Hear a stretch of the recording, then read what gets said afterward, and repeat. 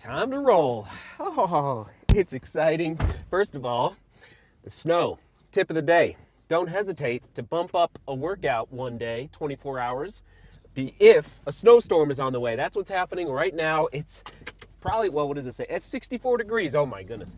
It's beautiful out. It's perfect running weather. You know, it might be a little warm actually, but I'd rather have that than ice and snow. So don't hesitate to bump it up. A little tip of the day. That's what I'm doing right now.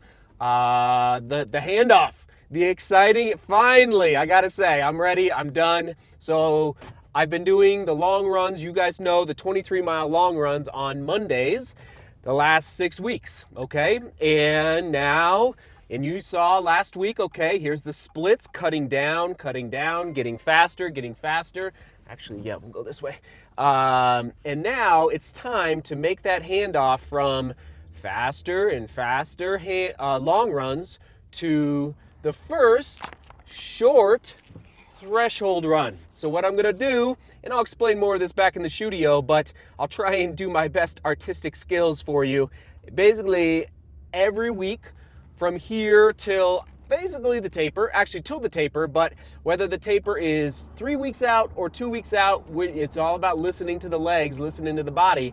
And so that'll determine how many threshold runs I get into the training block before Jersey City half. So every week, the thresholds are gonna get longer and longer and longer. So what are we starting with today? All right, we're going to the gym and I'll park there. I'm not gonna lift, all right? This is another insight that I shared, again, earlier in this playlist. If you're watching the half marathon training playlist, I talked about how a new wrinkle, a new addition to my training for this road race is that I've actually been lifting before I go run. Now, that was for the long runs and yes, the slower paces that I've been doing.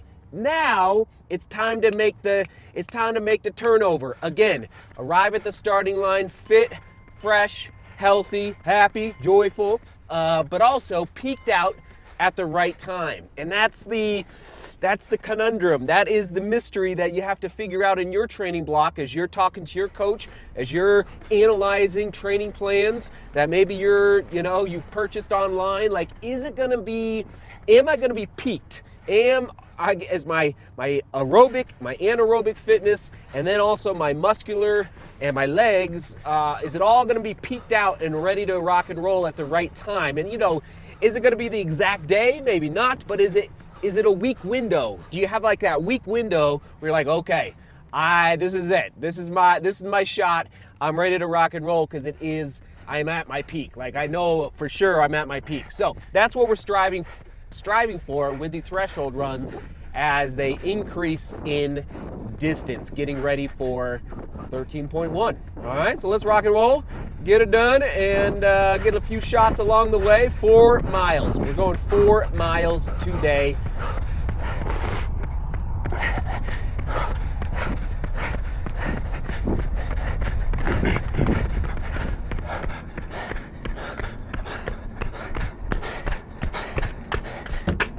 Beautiful.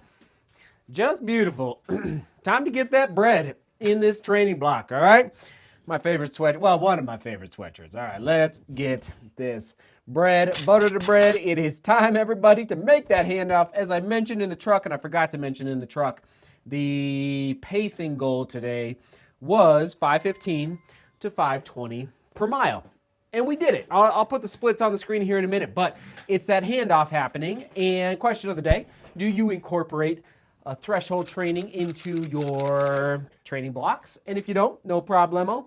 I like threshold training a lot. Sorry, I'm just trying to scoot up here because, well, I've made many vlogs, probably a dozen on threshold training over the last 6 years here on YouTube. So I'll try to link to as many of them as possible in the upper right-hand corner.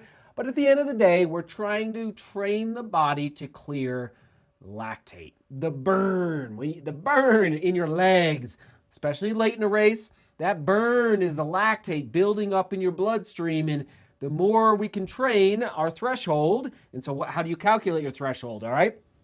VO2 max. If you don't know your VO2 max, it's okay. I've got a workaround here, but VO2 max basically 82 to 88% of your VO2 max is approximately your threshold. Okay? So now, but how does that translate to the real world, to pacing? And if you're getting your VO2 max off your watch, just be a little cautious because those numbers aren't always accurate off your watch. Just putting that out there based on many people sharing data from their watches with me over the years. So 5K PR, and this is before technology took over running. We didn't have GPS. We didn't have, this is, late 90s, early 2000s. It was like you had to teach yourself what it felt like and what paces created a threshold experience, the good experience of the threshold. So your 5K PR, let's say you're an 18-minute 5K, let's just call it 3 miles just to make it easier as far as math goes.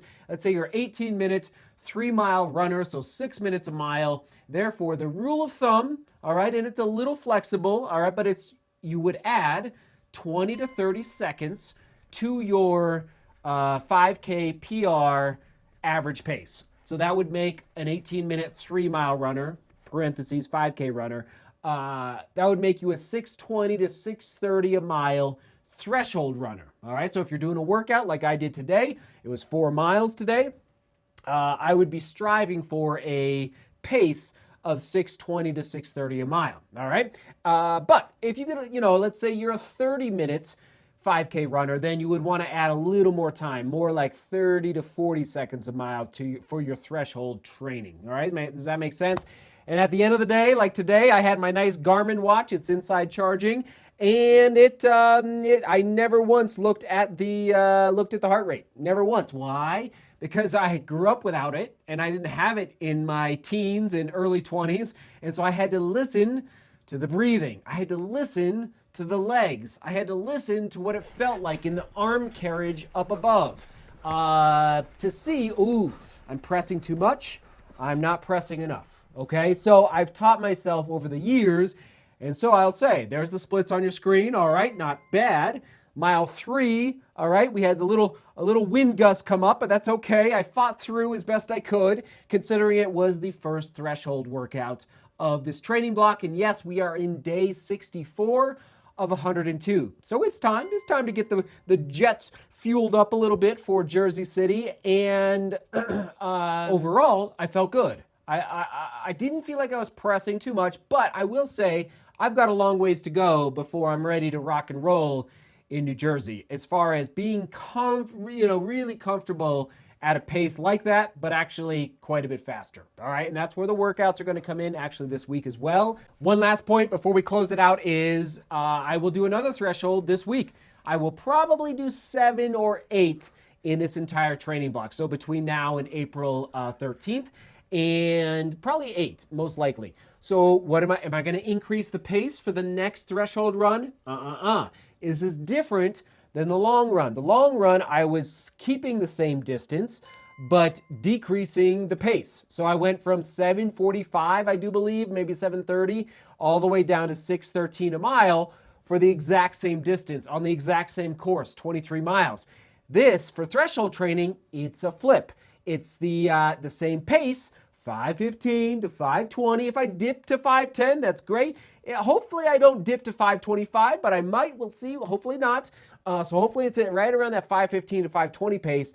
But I will push out the distance. So next time, 5 miles. The next time, 6 miles, 7, 8. Okay. So we're adapting we're getting the body ready to adapt to that pain when it's not going to hit at mile 3. It's not going to hit at mile 5. It's going to hit at mile 9, 10, 11, all right, in the half marathon specifically, and not talking about marathons right now. And so you want to get your body ready to be able to clear that lactate out of your bloodstream the longer the race goes, because it's coming, and it's going to knock on your door with, 10 minutes to go, 15 minutes to go in the race, 20 minutes to go, and that's where you got to dig deep, and that's where these threshold runs help you prepare for that moment. I better stop. I could keep going on and on. hopefully the information in here, but also on the on the chart behind me helps paint the picture as to what I'm trying to do getting ready for Jersey City. We'll toss it to another threshold training run, probably from my 4, 5, 6 years ago. We got some good content out there in the threshold department. All right, Sleep Beauty, work hard, and love each other.